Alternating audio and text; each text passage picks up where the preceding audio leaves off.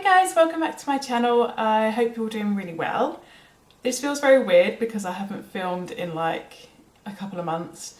As you know, I have moved house, so I'm in now finally, and I also didn't have Wi-Fi for, gosh, it must have been about 5 or 6 weeks. So yeah, finally got Wi-Fi, finally feeling a little bit more settled.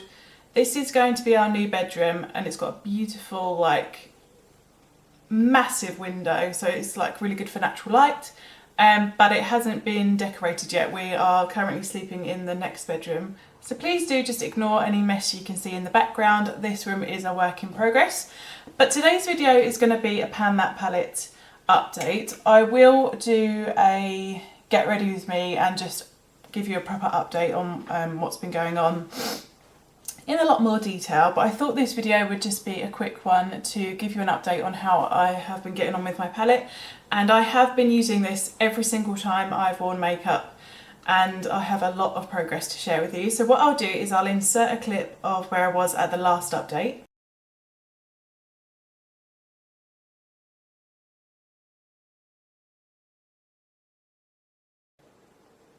And this is what the palette looks like now.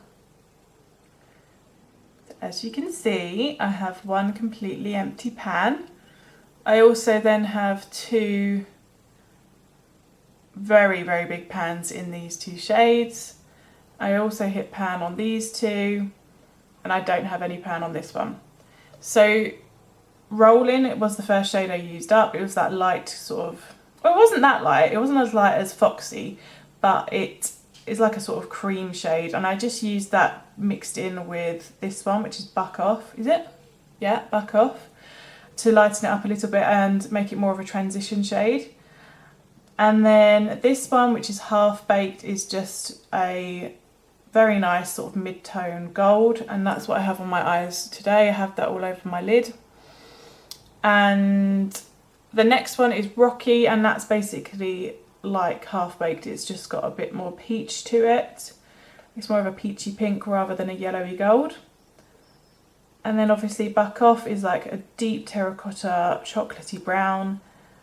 And this one, what's this one called? Breadwinner is just a very, very pigmented shimmery copper. And then the last one is Edible, and you probably won't be able to see because it is so dark of a shade, but I do have a little bit of a dip going on, and I'll just use that in my outer corner. If I've ever got the time to do a bit more of a dramatic look, then I just pop that in the outer corner of my eyes. So that is how I've been getting on with this palette, and as you can see, I do think I have quite a lot of progress. I think I could probably use up both of these shades but before the next update if I just continue to wear them every single day.